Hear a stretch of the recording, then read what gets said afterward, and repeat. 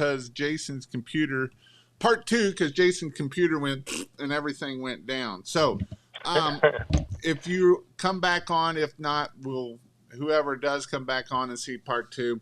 So we were talking about high tickets, and I don't remember where we was, but I want to talk a little bit more about kind of listening. You had listened to a podcast, and you had a couple quotes, and I want you to hit on those quotes and how those have helped you out. Yeah. So again, it's all about mindsets, right? And what we think about. So there was one quote that that really kind of hit home with me, and it was kind of me to a T. It says, change is hard because people overestimate the value of what they have and underestimate the value of what they may gain by giving that up. And to me, that was huge. So that was a big thing for you to give up the 6-figure job to get there, correct? Yeah, and it was funny because, when I was part-time and I had my brother and we were doing okay, I kind of got a little excited. I said, guys, I think I'm going to do it. I'm going to go full-time. And, I'm making, $100,000, and I'm going to be pressure washing. There was several people that said, you may need to think about it. 100,000, that's a lot of money, dude. And these are the guys in the pressure washing group. I thought I was going to get all votes. Yeah, go get it. You got it. But they're like, man, that's a lot of money. So it all goes back to that mindset. But, there's so much more potential that you have that you're not allowing you to get to. And the only person that can unlock that potential is you. You've got to be able to see that, to want it, to go after it and get it. And is it easy? Oh, hell no. You got to flip that switch though. It is equally easy and hard, okay? Because the hard part is trying to convince yourself and your family. I am extremely lucky. I have a wife that believes in me, believes that I can accomplish whatever I set out to do. So she's in my corner, and that helps me tremendously, more than she'll ever know.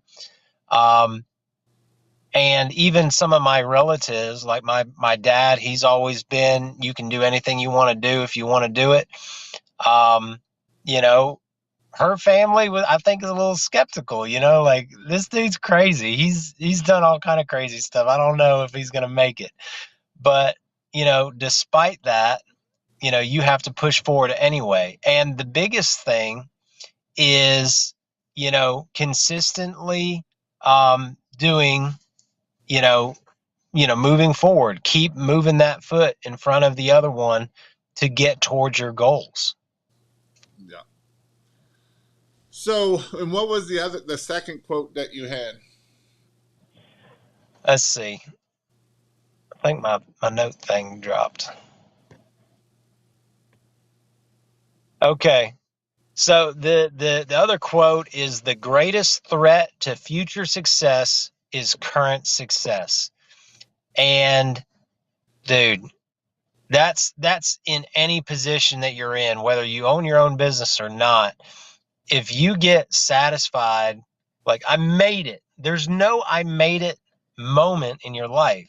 The minute you made it is the minute you quit on the rest of your potential.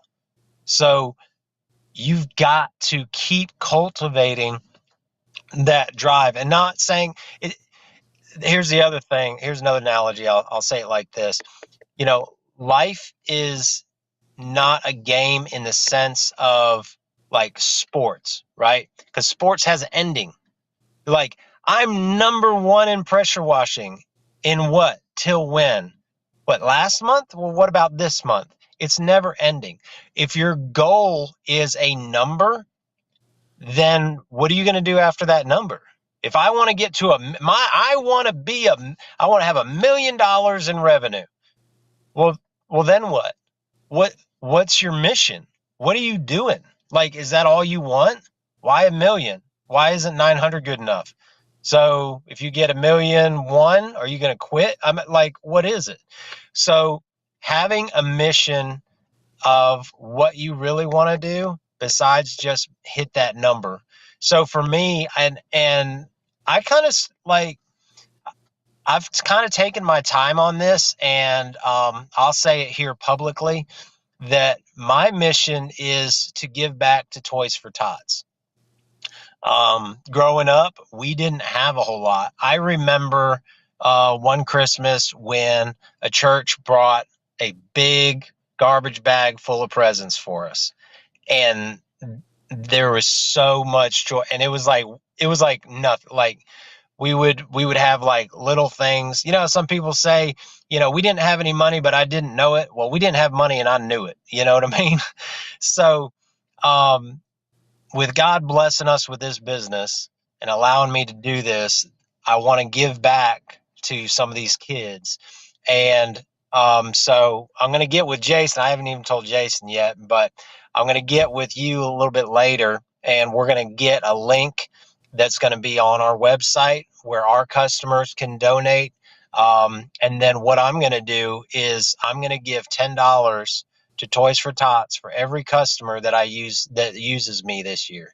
And then my goal then is not, how do I make $400,000? It's how do I get more money for Toys for Tots so I can reach more and more kids? So that is my internal drive.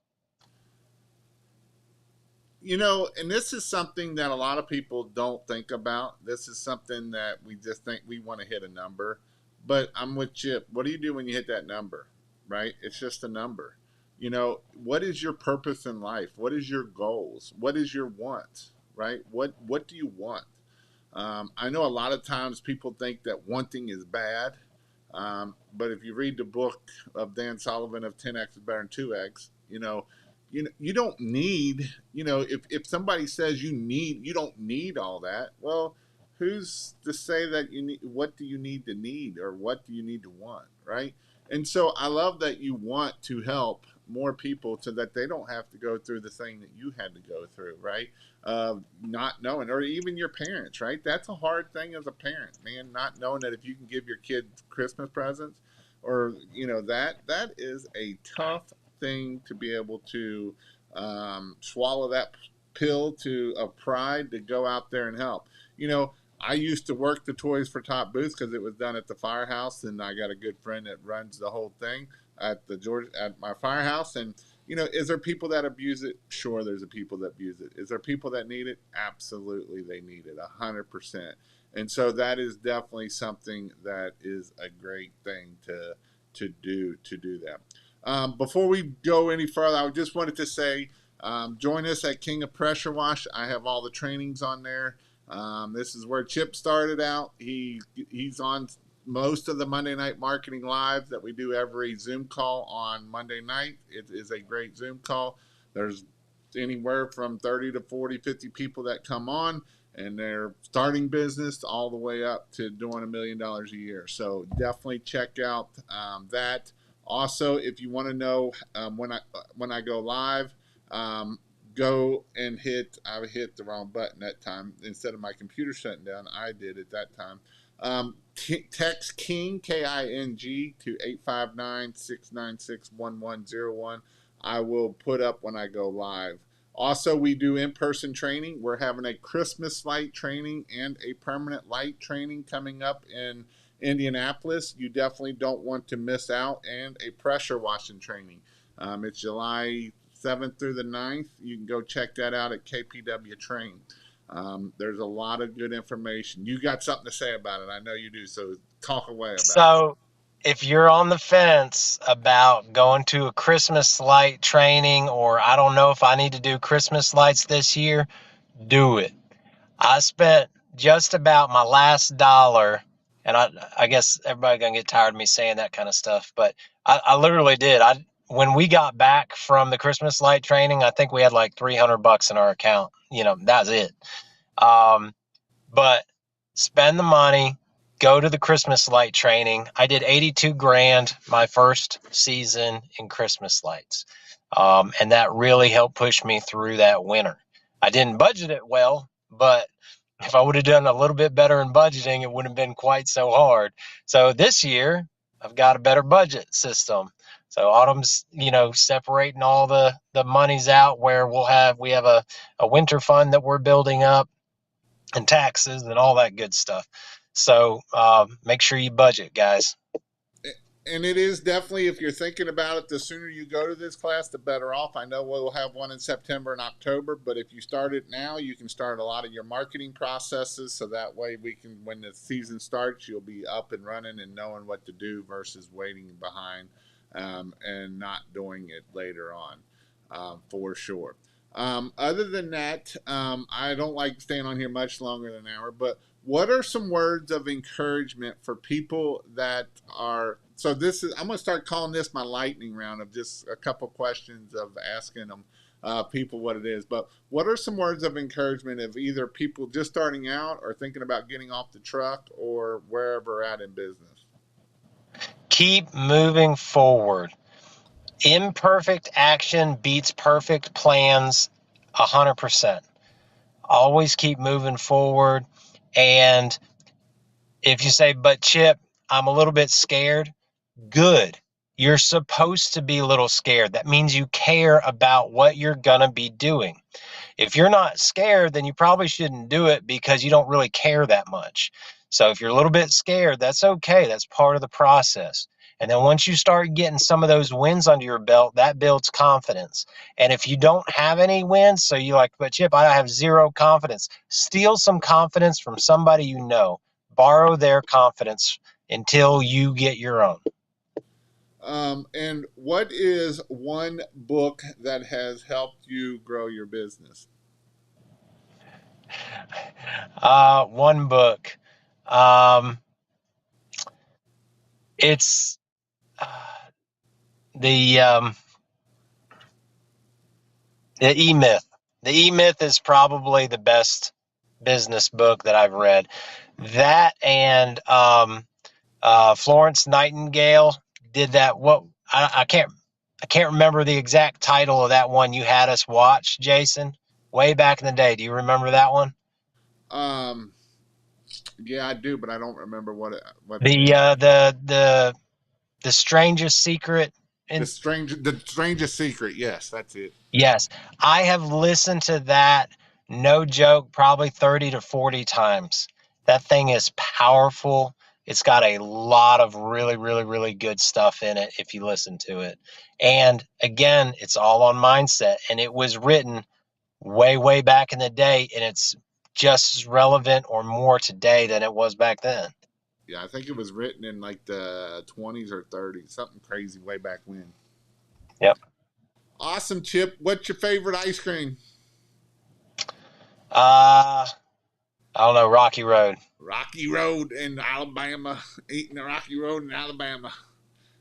I haven't had ice cream in a long time. I've been eating clean, man. Let's talk about that a little bit because we're actually starting this week. Actually, Chip started last week. And I'm going to start tomorrow, just so y'all know. What did you start last week? And I'm going to start, and there's a couple other people in the group. And I know Trisha actually started today.